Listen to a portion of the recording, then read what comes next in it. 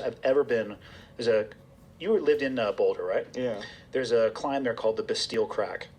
It's in one of the national parks, and I was there with a buddy. It was just me and him and a world-class climber. And I was at the East Coast Command at the time, so budget was no option. I had the newest, shiniest stuff. I'm like taking plastic off of climbing gear to go climb this rock.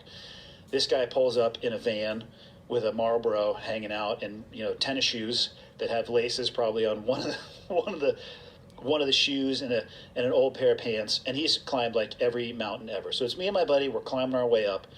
I'm leading this pitch. So you switch. One guy will climb. He sets an anchor. The other person comes up, and they pick all the protection out. So you can just switch, and then the other person leads the way on the next one. So I'm like halfway up this pitch, and I can't move because I'm losing my shit.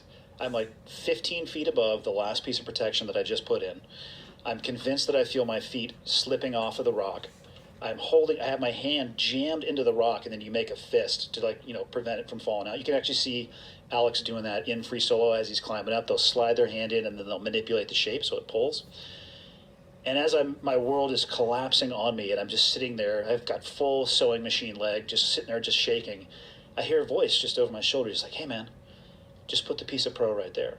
And I look over, and this professional climber is right next to me with no rope, in his fucking tennis shoes, smoking a cigarette, which is what he was using to point to where I should have placed the next piece of protection.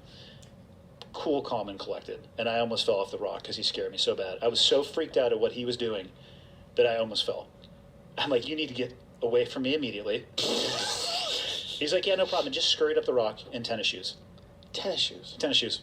But you're not supposed to use tennis shoes, right? I don't think it mattered. I think the guy, he was a partial, complete monkey. He just, when you're around world-class climbers, Yeah. I mean, they can hang on an edge that is like a couple pieces of paper. Mm-hmm. And the Bastille Crack is not a difficult route, so I'm sure there was one right next to it. And he just, as I'm freaking out, he's just sitting there just, "Hey, buddy." And I didn't know he was there. I literally almost fell off because he talked to me.